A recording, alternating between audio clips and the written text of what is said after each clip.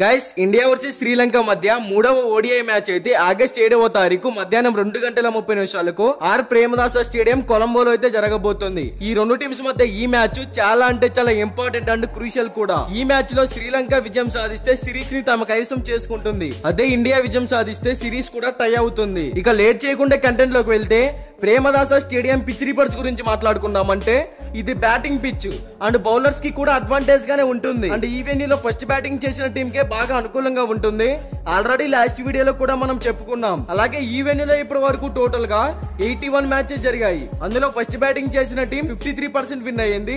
Second batting చేసిన team 38% win అయ్యింది. So ఇక్కడ కనుక టాస్ గెలిచిన టీం ముందుగా బ్యాటింగ్ ఎంచుకుంటేనే విన్ అయ్యే ఛాన్సెస్ క్రియేట్ చేసుకోవడానికి అడ్వాంటేజ్ అయితే ఎక్కువగా ఉంటుంది. ఇక్కడ average first bat score 230 runs, average second bat score 181 runs. అదే విధంగా లాస్ట్ 10 మ్యాచెస్ లో స్పిన్ బౌలర్స్ కి పిచ్ అనేది బాగా అనుకూలంగా మారింది. ఇక బోత్ టీమ్స్ కి సంబంధించిన హెడ్ టు హెడ్ గురించి మాట్లాడుకుంటే ఇప్పటి వరకు ఈ రెండు టీమ్స్ మధ్య టోటల్ గా 170 ఓడిఐ మ్యాచెస్ అయితే జరిగాయి. అందులో ఇండియా 99 ఓడిఐ మ్యాచెస్ విన్ అయ్యింది.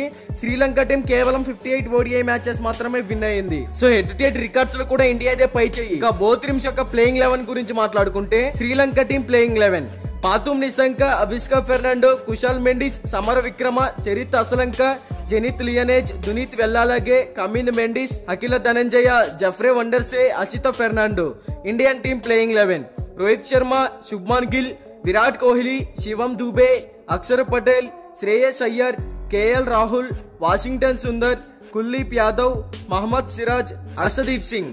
ఇక బోత్ టీమ్స్ యొక్క ప్లేయింగ్ 11 అయితే ఇలా ఉంది. శ్రీలంక టీం బ్యాటింగ్ ఆర్డర్ అయితే ఎక్సలెంట్ గా ఉంది. ఓపెనర్స్ నుంచి మంచి స్కోర్ అయితే వస్తుంది అండ్ మిడిల్ ఆర్డర్ నుంచి కూడా మంచి టార్గెట్ అయితే సెట్ చేయగలుగుతున్నారు. ఇక ఇండియన్ టీమ్ లో కేవలం ఓపెనర్స్ నుంచి మాత్రమే మంచి స్కోర్ బోర్డ్ అయితే వస్తుంది అండ్ మిడిల్ ఆర్డర్ లో ఎవరో ఒకరు అయితే హిట్టింగ్ చేస్తున్నప్పటికీ మిగతా ప్లేయర్స్ అంతగా రాణించడం లేదు. వాళ్ళ పర్ఫార్మెన్స్ అనేది దారుణంగా అయితే ఉంది. ఈజీగా గెలిచే మ్యాచెస్ లో కూడా ఓడిపోతున్నారు. ఇక బౌలింగ్ సైడ్ చూసుకుంటే శ్రీలంక టీం బౌలింగ్ అయితే ఎక్సలెంట్ గా ఉంది.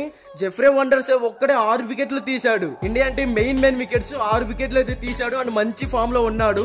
ఇక ఇండియన్ టీమ్ లో ఎక్స్పీరియన్స్ ఉన్న బౌలర్స్ ఉన్నప్పటికీ కాస్త రాణిస్తున్నప్పటికీ కానీ వికెట్ టేకింగ్ పర్ఫార్మెన్స్ అయితే ఇవ్వలేకపోతున్నారు. మరి ఈ మ్యాచ్ లో ఖచ్చితంగా కంబ్యాక్ ఇచ్చి ఇండియానే విజయం సాధిస్తుంది. అండ్ ఈ మ్యాచ్ కి సంబంధించిన ఎలాంటి డౌట్స్ ఉన్నా సరే డిస్క్రిప్షన్ లో మన అఫీషియల్ టెలిగ్రామ్ ఛానల్ లింక్ అయితే ఉంది, ఒకసారి వెళ్ళి జాయిన్ అవ్వండి. అక్కడ మీకు 100% sure shot non cutting win report అయితే ప్రొవైడ్ చేస్తున్నారు. అండ్ ఇలాంటి డైలీ క్రికెట్ అనాలిసిస్ కోసం మన ఛానల్ ని సబ్స్క్రైబ్ చేసుకోండి. Thank you for watching.